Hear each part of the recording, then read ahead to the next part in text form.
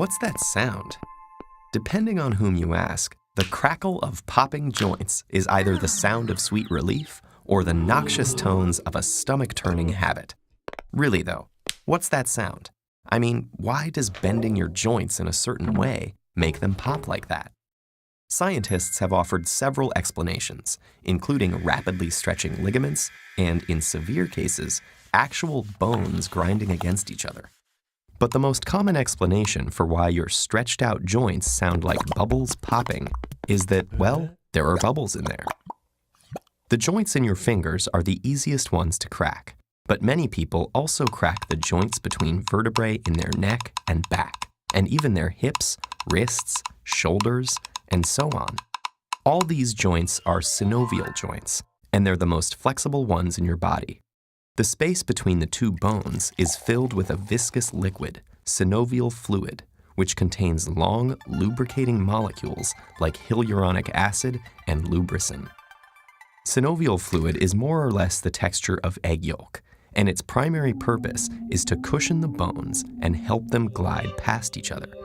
It also contains phagocytic cells that help clean up any bone or cartilage debris that ends up in the joint. But the reason it's important for knuckle cracking is that, like other fluids in your body, it contains lots of dissolved gas molecules.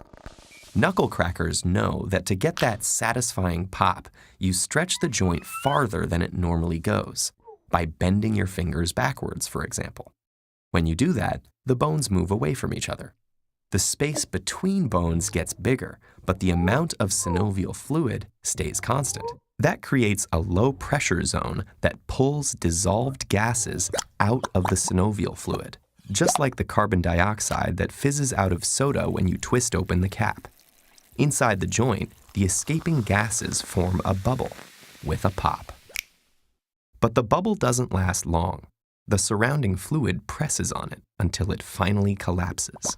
The bubble's gases scatter throughout the synovial cavity and slowly dissolve back into the fluid over the course of about 20 minutes, which is why it can take a while before you can pop the same joint again. Some scientists think there may actually be two pops, one when the bubble forms and another when it bursts.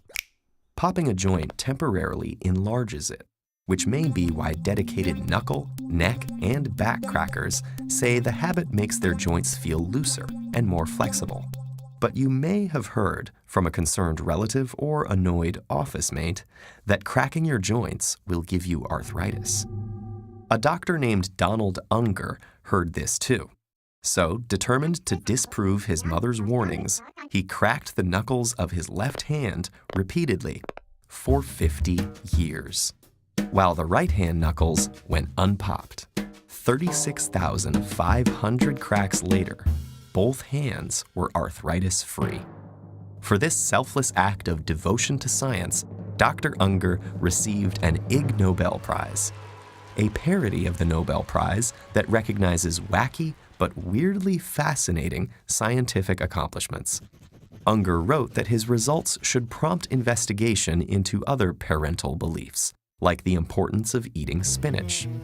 The jury's still out on that one. As for knuckle cracking, one study suggests that all that joint stretching and bubble bursting can cause your hands to swell and weaken your grip. But the biggest proven danger seems to be annoying those around you.